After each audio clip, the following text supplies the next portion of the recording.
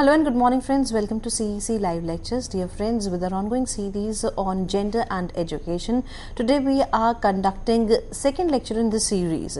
Dear friends, in previous session we had an introductory session, so continuing the introductory session forward, today we are going to talk on women in India, and for this discussion we have with us in our studios Dr. Shruti Whip. Dr. Shruti Whip is Assistant Professor in Department of History, PGDAV, Evening College, University of Delhi. Dr. Whip's immense experience would help us out in understanding today's topic in detail. Dear friends, today's subject, or I would say the entire series, is all for the students of gender studies as well as for the students of education also. So we believe that you all would be benefited from today's session. If you want to ask questions from Dr. Shruti Whip on today's topic, then you can call us through our toll-free number. Our number is 1800110430. I repeat, our number is 1800110430. Dear friends, you are requested to call in the last 10 minutes of the lecture so that you can listen to the lecture deliberately, and afterwards we promise to give answers to your questions through the experiences of Dr. Shruti Whip. So let's welcome our guest and let's have an insight into today's topic. Hello ma'am, welcome to the lecture. Hello Geetika. Thanks for giving me an opportunity to be with the viewers once again. Welcome back. Today also we would be continuing the discussion on the relevance of this topic, that is gender and education. Why there is a specific need to highlight issues related to women in terms of education and employment. This one can understand only if we have a deeper insight into the kind of problems that are prevalent, the problems that have been prevalent in the past and also in the contemporary times. And also it is important to look at these problems both from the global point of view as well as from the point of view of the Indian context. So continuing our discussion for today, I would like to give a brief insight into how gender disparity is a global phenomenon and it is not only limited to India. So therefore one can say that worldwide also the trend of lesser wages for women is continuing, and in fact 24% lesser wage is the rate that is continuing still date, and the problem is even more in developing world, particularly in countries of the Southeast Asia. Then even women with high levels of education are not able to compete with men, they are not able to come at par with men, and this trend is also a worldwide phenomena which is prevalent even in the Western societies.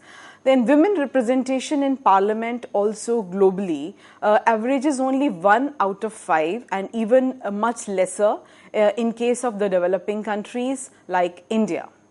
Now, this whole aspect can be described in a phrase, that is feminization of poverty. You all know what poverty is. That is, it has certain basic economic connotations, but the percentage of women living in poverty is greater than the percentage of men in a particular population. So, of working age women, only half are part of the labor force, and even that half part is not being adequately paid, and there is definitely a huge pay gap that exists between male and female work. Inflation has pushed the poor into a kind of indebtedness cycle, and particularly this is rampant in the rural areas. Now, when this kind of a problem of indebtedness and lack of resources continues unabated, then it is the women who have to face the brunt of the family subsistence strategies. They have to cope up with such changes and they have to work harder, and they have to work for a low paid and exploitative jobs for sustaining their family as well as dealing with declining options that are available over a period of time. And this trend has continued unabated even after post-1990s so-called globalization and opening up of Indian economy. So as a result, women have almost no control over their work, no chance for upward mobility because of the temporary kind of nature of the work that they end up doing. Therefore, the problem of lack of resources as well as the problem of lack of control over whatever limited resources they have continues unabated. In addition to this tendency of feminization of poverty due to lack of control over resources is the added burden of patriarchy, which we have already discussed in detail in many of the past lectures. Therefore, the main issue that emerges and which is quite closely related to the aspect of feminization of poverty is the aspect of invisibility of women's work. So a lot of work that is being performed by women, both inside homes as well as outside homes, in fields, etc., goes unnoticed and unaccounted for, because there are certain conceptual biases in measurement. For example, there is a complete non-recognition of women's role in decision making, and also many historical and complex causes have reinforced socio-political, cultural, religious practices and beliefs which continue to hamper women's decision making process. There are definitely certain inaccuracies and measurement failures in the recording of the work that women perform due to various biases of data collectors, that is enumerators and respondents both. So therefore, what happens is that while women are working day in and day out and they are slogging hard, but their work is not being accounted for and it is not considered as part of GDP or GNP, and as a result they are wasting their crucial time and energy without their efforts being taken into any kind of consideration.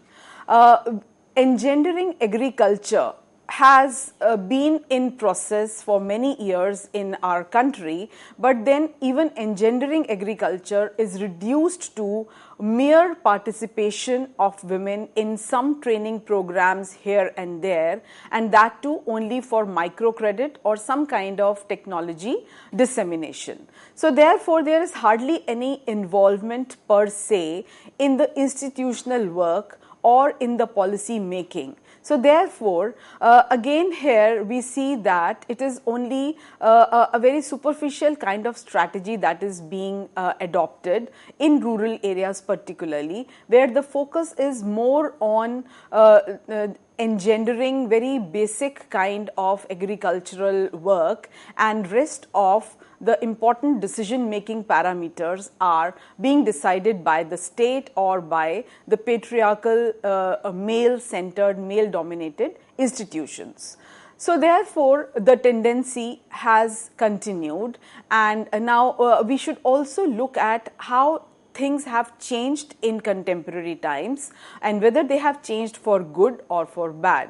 So when we talk about contemporary times, one thing that comes immediately to one's mind is globalization and the kind of changes that have come about post 1990s in various developing countries, and particularly in India, because it was from post 1990 that structural adjustment practices were adopted by the state in a big way, and this unleashed a neoliberalism with much greater vigor, a process that had started in late 1980s. So as a result, one expects a positive correlation between women's share of employment and export in countries such as Mauritius, Mexico, Peru, Philippines and Sri Lanka, and to some extent this has been the reality also in these countries, and broad trends based on cross-country analysis indicate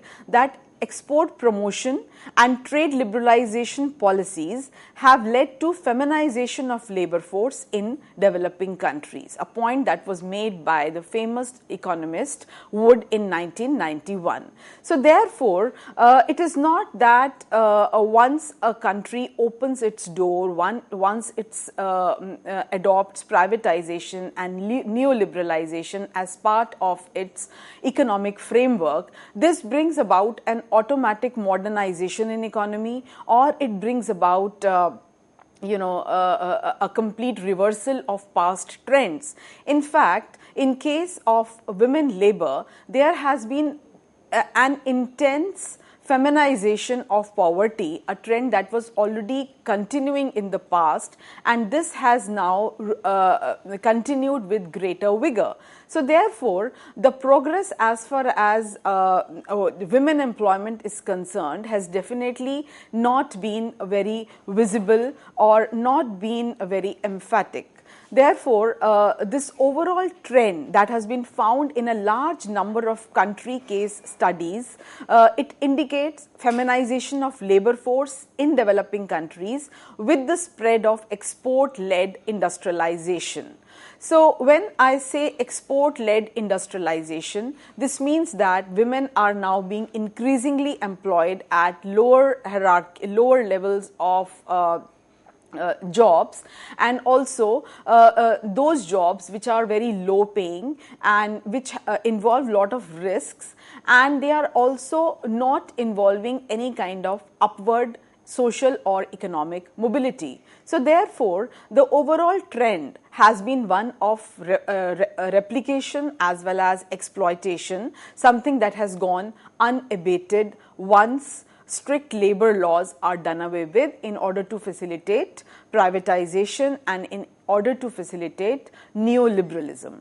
Therefore, the most important factor that the global economies are looking at in case they want to invest in developing world like India is the availability of cheap labor to enhance profit, and as a result of this, women and girls, particularly colored women and girls, have been exploited as the last colony, because colonization has been done away with a long time back, but then these two sections of society are still being exploited as the colony of the mother country, that is colony of the global world, colony of the developed economies. And now both the South Asian and Southeast Asian countries are flooded with ghetto labor markets, that is labor markets that provide very cheap labor and very long working hours without any labor laws to protect them. And it is definitely women who are increasingly being exploited, because being lesser skilled and having lesser professional abilities and capabilities, they are bound to take whatever comes their way, and they are bound to work much harder than rest of the workforce. And this tendency has particularly been rampant in the developing countries, because countries, in order to attract FDI, that is foreign direct investment, various Asian nations have established special economic zones, SEZs, as well as free trade zones, coastal trade zones, etc., to ensure a cheap supply of labor force, which is largely uncovered by protective laws as well as social security. So therefore, state is gradually abdicating its responsibility towards the weaker sections of society, towards the marginalized sections of society, and it is this reason that women have been exposed to a greater exploitation, both at the level of rural as well as urban areas, because many of these SEZs are being constructed in erstwhile countryside, erstwhile rural areas, zones that have now been transformed from agricultural regions to industrial regions. Now, another tendency that has emerged over a period of time post 1990s and which can be linked to globalization is tertiarization. The term tertiarization comes from the term tertiary. Tertiary means the service sector. So, the primary sector is of course agriculture, secondary is the industries, and third is tertiarization. Now, the changing sectoral share has skewed towards service sector in due course of time, where there is now more focus on creating service jobs. Then technology is gradually replacing women in agriculture, industry and various other sectors. Another tendency has been the migration of women to factories, construction work without proper security and safety measures. This has resulted in ghettoization, poor working conditions, informalization, casualization and also feminization of labor in the neoliberal market conditions. So, all the economic reforms that were initiated in India post 1990 have kind of created a web which has increased the exploitative trends towards women, because now with the lack of strict labor laws and with the freer availability of cheap labor and with no guarantees of permanent jobs, women and marginalized sections of society have particularly been affected. Contractual employment has been on the rise, and this is both in the government as well as private sector. So, while once upon a time there used to be regular permanent jobs, at least in the public sector, that trend has now been changing. So, the jobs have become irregular in addition to being much more demanding. Unstable employment is on the rise. Therefore, all these trends have had an adverse kind of an economic implication on women.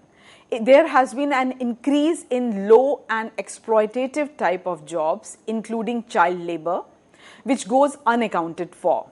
Also, there is curtailment of state provisions in child care, community care and social security, because if one is not in a permanent kind of a job setup, then a woman has limits to the kind of holidays that she can take or the kind of maternity benefits that she can avail of, the kind of medical facilities she has. So, therefore, when a woman after marriage undergoes childbirth and there are complications related to pregnancy, there is hardly any provision for her going for long leaves or unpaid leave or various other provisions which were prevalent earlier as part of maternity benefits. Therefore, by the beginning of 1990s, with the tendency of reduction in subsidies for daycare, milk and other dairy products, as well as subsidies for health facilities, medical facilities, children's clothing, there has been a downslide in the kind of facilities that are available to women, which were available earlier in many private sector jobs. So, the entire burden of not only sustaining the family as well as continuing with the job falls on women. There are, in addition to feminization of poverty, various other aspects of gender inequality which generally arise out of the general repression of women. And this general repression of women has deeper connotations in the socio-cultural and religious processes that have been going on in India since time immemorial. So, therefore, both the religious basis as well as the cultural basis need to be considered as linked, intertwined and also quite regressive in various ways towards giving equal rights to women. Now, when one talks about religion, you consider any religion and there are problems related to rights of women, widows, dowry system, child marriage, etc. Then there are problems related to triple talaq, polygamy, and the problem of having control and ownership over family resources, property rights, etc. Marriage in itself has evolved as an institution which is particularly exploitative for women, because the kind of adjustments that are expected of the females are completely different from the kind of adjustments that are expected from the male members of the family. So therefore, marriage very often may not provide the kind of comfort a woman is longing for, and marital rape has still not been accepted as a crime. Another problem is the issue of status of women in joint families, because joint family as an institution has been an upholder of patriarchy, and various patriarchal institutions are time and again carried forward in a traditional joint family kind of a system which still continues in many parts of India. And of course, the issue of sexual exploitation, which continues to pervade our society, and we keep hearing difficult news in the morning newspaper from time to time. A very important and related topic to this overall tendency of discrimination and exploitation is the issue of female infanticide.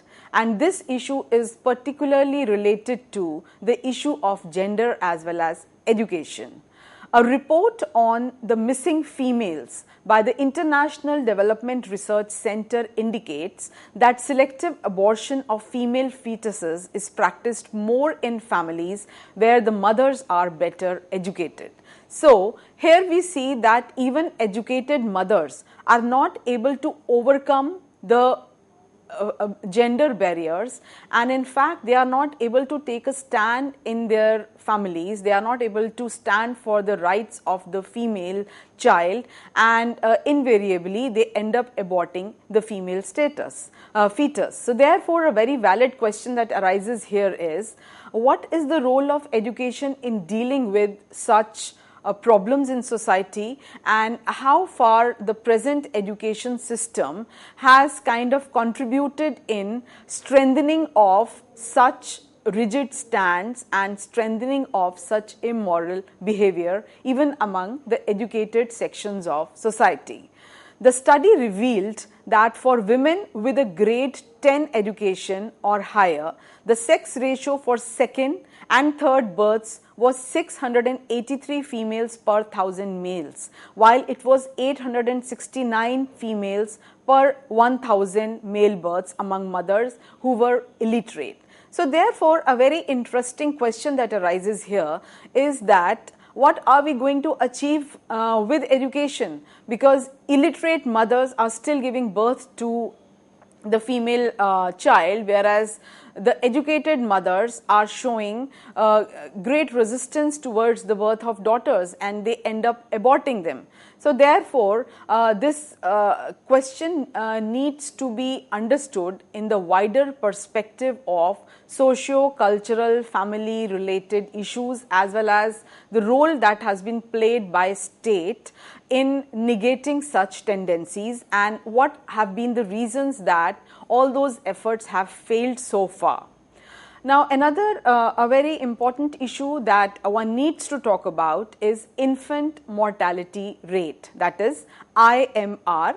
Across country comparison health indicators among the selected countries in 2005 revealed that India's infant mortality rate was 58 per 1000, and it stands 4 times higher than Sri Lanka, which is 15 per 1000 births. Even Vietnam fares better than India and stands at 27 per 1000 births. So if more infants are dying in India, who is it impacting? Definitely it is impacting the females, and invariably those dying children must be more or less females.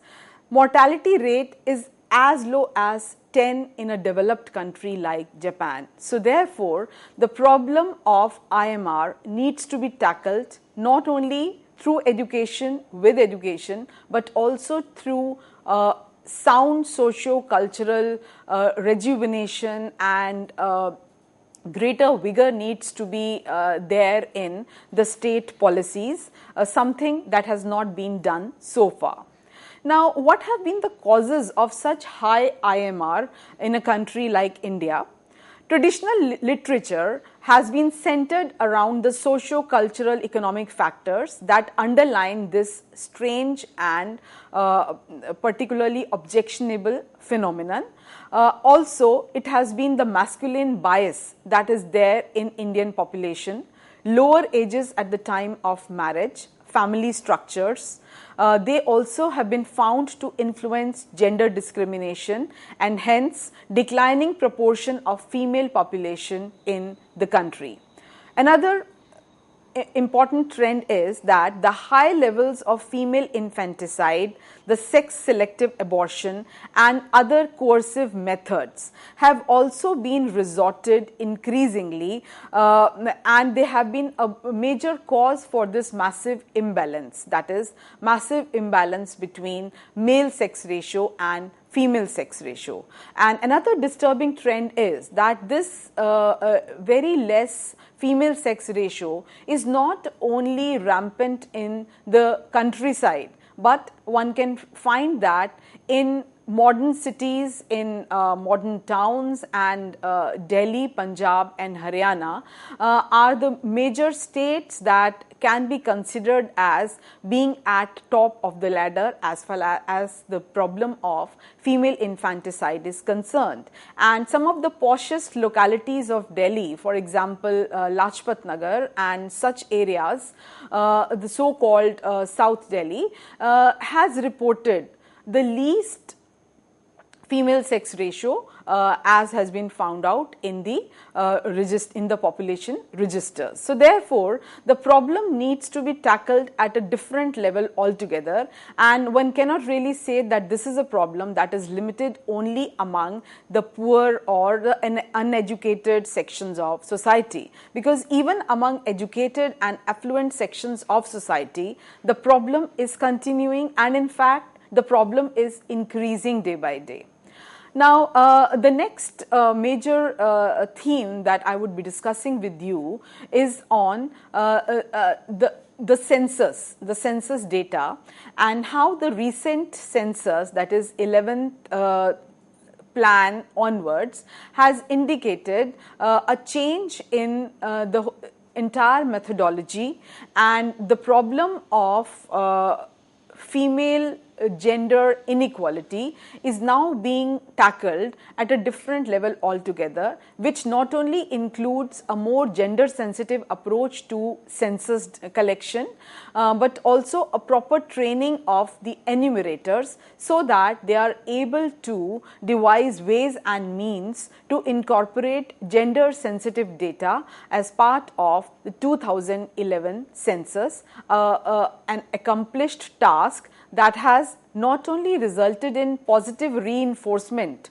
of a positive mindset at the level of families, but has also provided some very valid data for the policy makers that can be used by them in a more positive and a holistic way. So now I would take a break, and in the next lecture that I would be continuing shortly, we would be discussing the 11th plan. Thank you.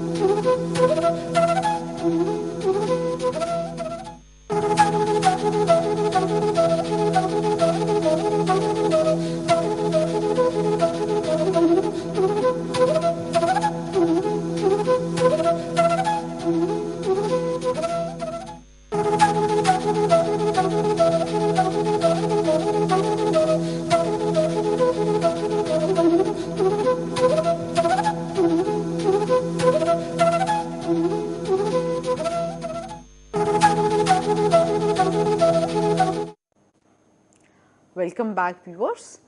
The Planning Commission of India had set the target of raising the sex ratio for age group 0 to 6 years to 935 by 2011 to 12 and to 950 by 2016 to 17 as part of the 11th plan period. So therefore, a benchmark has been had been laid, and some very important policy initiatives were also undertaken in order to achieve that target. Although it has been said in so many plans after plan that there has to be a positive reinforcement of gender neutral policy, but it is the 11th 5-year plan that has given special attention to the health of marginalized groups like adolescent girls, women of all ages, children below the age of 3 specifically, older persons, disabled, as well as primitive tribal groups. So therefore, women definitely fall in this section of society, and special measures have been undertaken by state from time to time in order to deal with their problems. And another major change and a welcome change that has come about post 11th plan is that gender has been included as the underlying theme, as a cross-cutting theme across all the schemes. So therefore, it is not as a piecemeal strategy that now gender is being talked about, but it has become part of all the ministries' programs, and universally there has to be an adherence to gender mainstreaming. Now, the 2011 census has also come up with the idea of gender mainstreaming of house listing as well as housing census. Gender mainstreaming basically means that women and men have equitable access to and they benefit from all the social resources as well as opportunities. So therefore, the comparison between female and male headed household of the housing stock, amenities and assets data will be very useful to understand the kind of gender gaps that exist, and this would further facilitate a more pragmatic policy making in order to reduce the problem of feminization of poverty. So much so for the role that has been positive reinforcement strategies that have been initiated by the state. But then one must understand the kind of ground reality that exists and that continues. And it is in this context that I would be briefly mentioning the crimes that exist in Indian society against women. These crimes can be divided into two broad categories. The crimes under the Indian Penal Code like rape, kidnapping, abduction, dowry deaths, torture or assault on women, then an insult to the modesty of women, importation of girls from foreign countries up to 21 years of age, etc. And the other category of crimes include the special and local laws. So the crimes under the special and local laws, which includes Immoral Traffic Prevention Act, Dowry Prohibition Act, Indecent Representation of Women Act, Commission of Sati Prevention Act, etc. And according to the National Crimes Record Bureau, registered rape cases in India have increased by 900% in past 40 years. So therefore, there is no check to the rising crime graph against women, and therefore there is a need for a special strategy, and there is a need to understand the topic, why it is relevant to talk about gender and education. Then another problem that particularly exists in the socio-cultural setup of Indian society is the issue of honor killings, which has definitely affected women. Honor is seen as residing in the body of women, which means men have to control, direct and regulate women's sexuality as well as the freedom of movement. The rights of women and girls to control their lives, liberty of freedom, expression, association, body integrity hardly mean anything, because in a largely patriarchal society, it is men who control women at all stages of life. So therefore, the specific nature of crimes against women becomes far more prevalent in cities and states like Punjab, Haryana, Uttar Pradesh, where it is the honor of women which is considered as the honor of the family. So therefore, whenever there is something which is off the mark, and if a woman marries of her own choice, or it is out of caste, or any stand that is taken by women which is not to the family liking, she has to pay the price by getting killed at the hands of her own family members. Dishonor killings, that is the violation, this is also the violation of India's international commitment and international law, that is CEDAW, that is Convention of Elimination of All Kinds of Discrimination Against Women. So while India is a state party to CEDAW, the problem of honor killing still continues, and the cases are in fact on the rise. Now, with so many crimes having existed in past as well as in the present context, we definitely have our constitution to which always comes to the rescue. So therefore, now there would be a brief discussion on the Indian constitution and how there are special special articles that have been designed right from the beginning. They have been implemented in order to deal with the problem of gender inequality. The potential for promoting women's equality and gender justice is championed by legal sources, including a very powerful constitution and also a major international signatories to which India has been a party. The Constitution of India, which came into effect in 1950, has not only been the conscience of the nation, but it has also been the cornerstone of the legal and judicial system of the country. The most relevant sections for purposes of the rights-based approach to gender justice are Part 3, fundamental rights, which define the basic human rights of all citizens that are enforceable in court, and Part 4, that is directive principles of state policy, which list non-justiciable guidelines for the government to apply while framing laws as well as policies. And both the fundamental rights as well as the directive principles of state policy, they are champions of equality, champions of freedom. Right to equality is implicit in these both these categories of rights. Then another very important feature of Indian Constitution is that it not only talks about equality, but it talks about positive discrimination also. And this positive discrimination in favor of the marginalized sections of society, for example, scheduled castes, tribes as well as women, for neutralizing the cumulative socio-economic, political and education related disadvantages that have been faced by them for so many centuries. So therefore, with this provision of positive discrimination, there is definitely a chance for women to get special rights and privileges, and to bridge the gap between the males and the females. But then, despite such provisions being there right from 1950s, the disparities still continue, and this is a major cause of concern.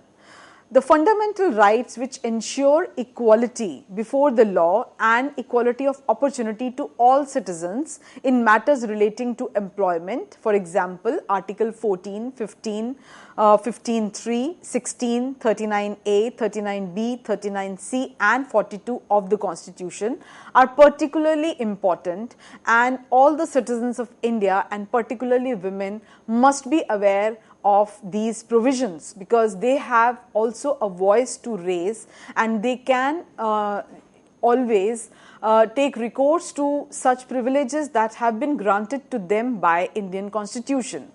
Now, fundamental rights are definitely linked to the idea of gender justice, and the most important is definitely Article 14's equality provisions, Article 15's provisions of sex discrimination, Article 21's protection of life and personal liberty, which the court has broadly interpreted to include inter alia the rights to human dignity, health and privacy. So all these rights are so very relevant and so very useful for a dignified right to life for the females.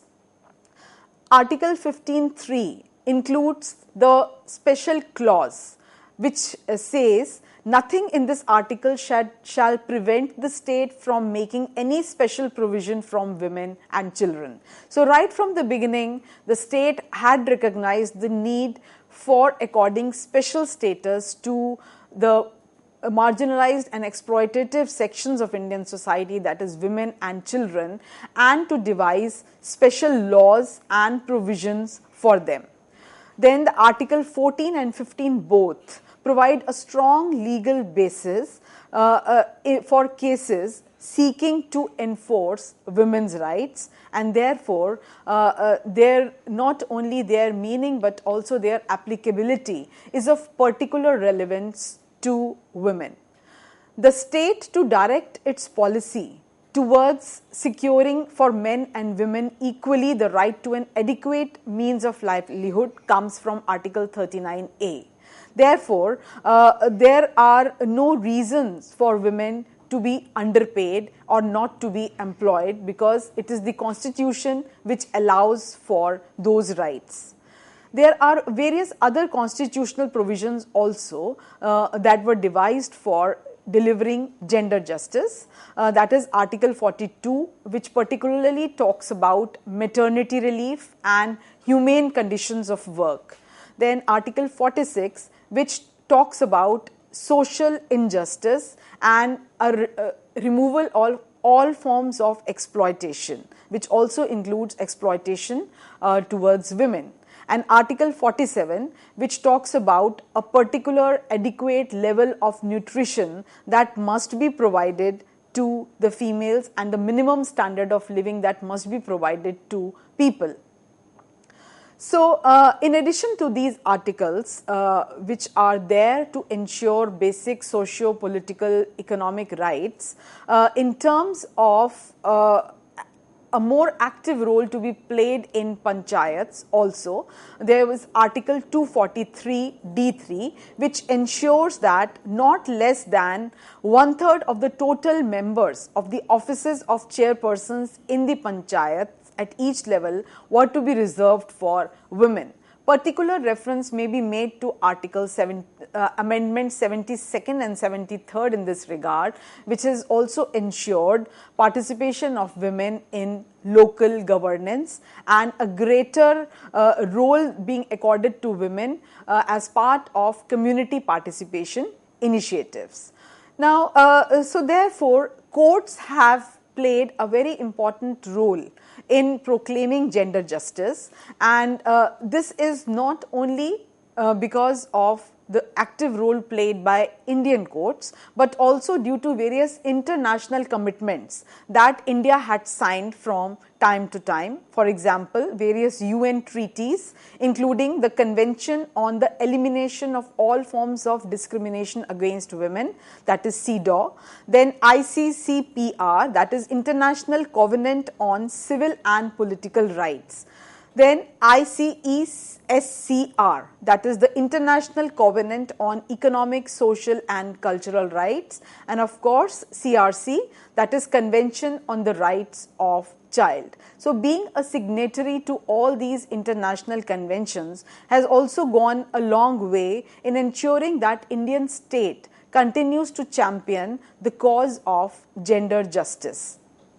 A very important and interesting case that I am going to discuss now as a part of the legal framework that exists in India to proclaim women's rights and to ensure gender justice is Vishakha versus State of Rajasthan.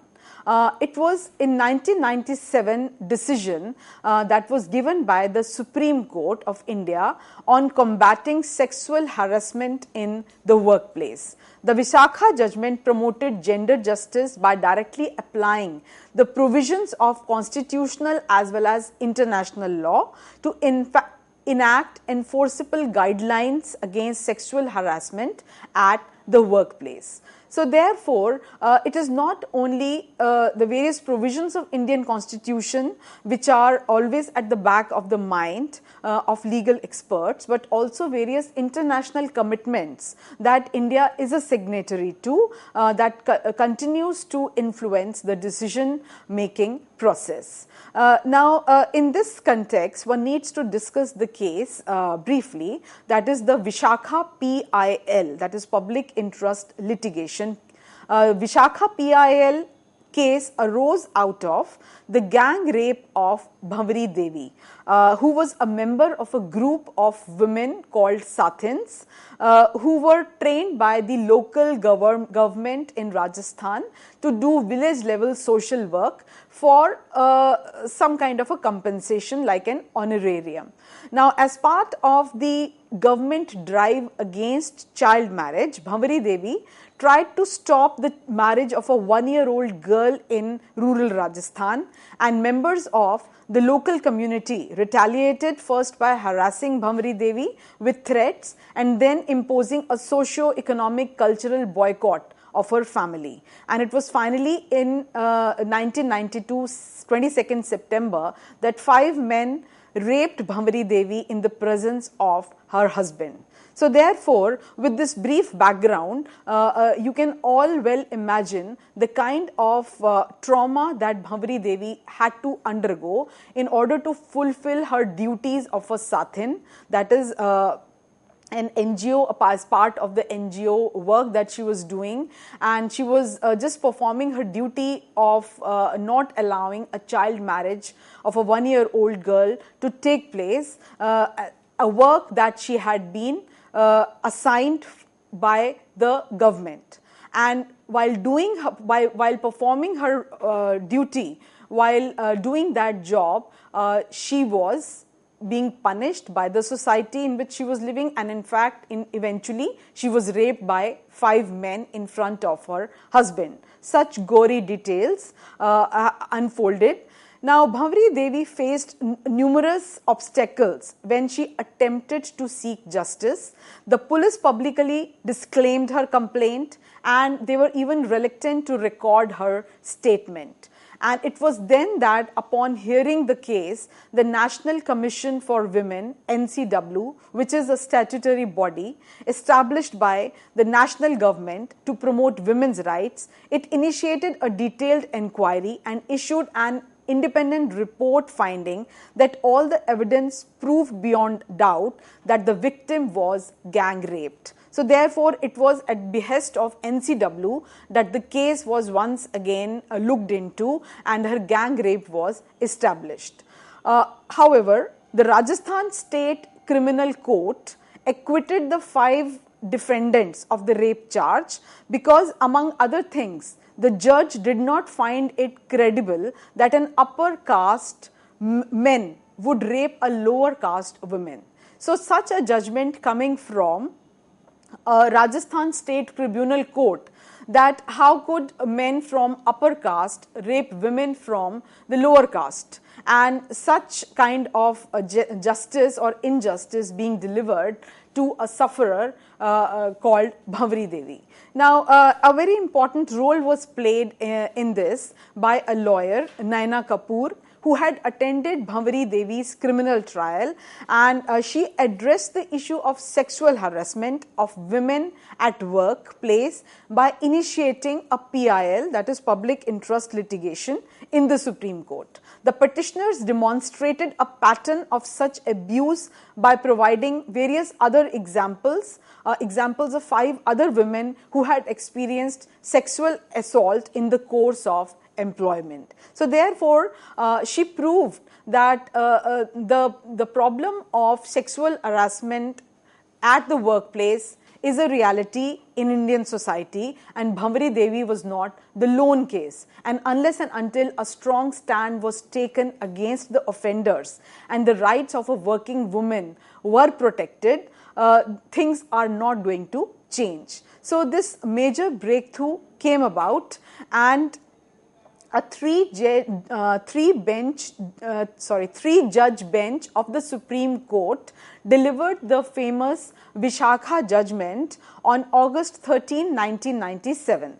The decision was written by the then Chief Justice, late J.S. Verma, who described Bhavari Devi's gang rape as an illustration of the hazards to which a working woman may be exposed, the depravity to which sexual harassment can degenerate, and the urgent need to safeguards by an alternative mechanism in the absence of legislative measures. So therefore, after a long spell, it was ultimately realized that educated and working women do face this problem of sexual harassment at workplace, and it is not an imaginary figment that earlier had been thought of. Now, the court invoked the Constitution's directive principle requiring the state to secure just and humane conditions of working and maternity relief, as well as the fundamental duties it imposes on all citizens to ensure that such derogatory practices do not recur and the dignity of women is not compromised with. Now, this was a landmark judgment because it was going to provide protection to women against sexual harassment in the workplace. The Vishakha case adequately exemplifies the dynamics of judicial activism to achieve gender justice through PIL. The Vishakha guidelines were directly enforced in public sector. Various government institutions, including the Sports Authority of India, Central Board of Secondary Education, several ministries, all educational institutions have to comply with Vishakha guidelines, and special provisions are there to deal with the issue of sexual harassment of women at workplace. Sorry to interrupt you, ma'am, over here. We have a caller. Hello? Hello? Hello. Yes, please tell your name and ask your question. Yes, ma'am. My question is, ma'am, a celebrity, there is a campaign on Twitter, hashtag #MeToo, in which 72% of women say that they are sexually harassed. So why it is happen in developed society? Tell me about this, ma'am. Tell me about this. Yes, he just wanted to know that 72% of, definitely he is asking regarding the celebrities that they are being harassed, and why this is so happening in the developed societies. See, first of all, writing on Twitter does not mean that you essentially belong to the developed society. And there are various problems that occur when one talks about complaining against sexual harassment. And why this sexual harassment is still occurring is because men have not really changed over a period of time. They still think that they can get away with, and the problem continues to increase day by day. So therefore, I would request the caller to also have some insight, try to read more about as to what motivates men to indulge in such acts? And definitely it's a very good question, and it raises some valid questions on part of the literate world, that why this is happening among the developed and the literate world, those who are tech savvy, those who are active on social media. Because again, the society has not really changed. You know, men feel that they have an edge, they can get away with whatever they are doing, and many times women do not really complain against what is happening. Hope, dear friend, you might have got answer of your question. And as far as the underdeveloped societies are concerned, sexual harassment or the harassment occurs there also, but there the stories are hidden there. People don't take advantages or the help of the social networking site, if I'm right.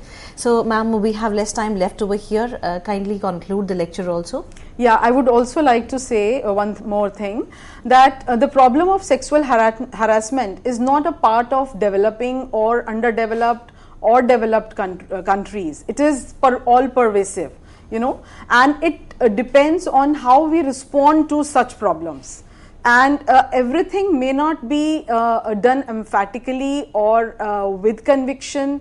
So there are different ways of responding to that, and definitely the Vishakha guidelines are there, and institutionally now each and every institution has to have such sexual harassment redressal mechanism.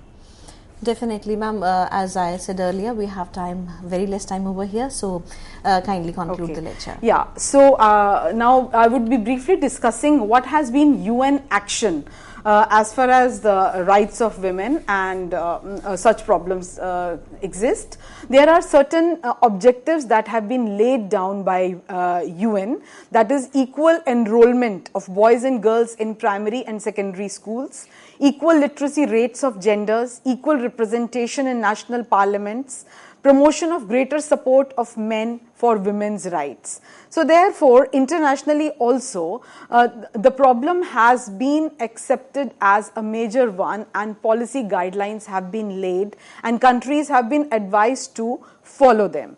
Various initiatives that have been taken are He for She campaign and the various strategy groups that have to be formed from time to time, and also work of specialized UN divisions, that is UN Girls Education Initiative, UN Trust Fund to End Violence Against Women, United Nations Educational, Scientific and Cultural Organization. Now I would like to briefly talk about He for She campaign. This basically means that it is not considered that men are essentially anti-women. Rather, a strategy needs to be devised where both are complementary to each other, and rather men become major stakeholders and major promoters of gender equality, and they themselves come forward and devise ways and means and bring about positive reinforcement, positive changes, because ultimately society is made of both men and women. So this kind of a synthesis and this kind of a gender neutral strategy is also being talked about. Then the percentage of women in vulnerable employment has definitely decreased in past 24 years. And this definitely has been a result of various UN initiatives as well as various domestic compulsions. But the average population of women in parliament has also increased, and this increase has been much more in the developed countries as compared to the developing countries. But the overall progress towards goal is definitely still open, and over the past 15 years there has been an increase in the enrollment of girls in schools. Since 1990, percentage of female paid workers has increased 6% outside the agricultural sector, which is definitely a welcome change. Now, having discussed these various parameters, I would now take a break, and we would be joining soon and discussing some future trends. Thank you. With this note, thank you, ma'am. Thank you so very much. And dear friends, yes, definitely we would be meeting in our forthcoming sessions where we would be discussing further in detail. And as now is concerned, now you can revive and you can think of what you have learned today. And if you have any question, then do write to us at info.cec@nic.in. We would be meeting again soon. Till then, take care. Goodbye. Thank you, ma'am. Thank you once again. Thanks.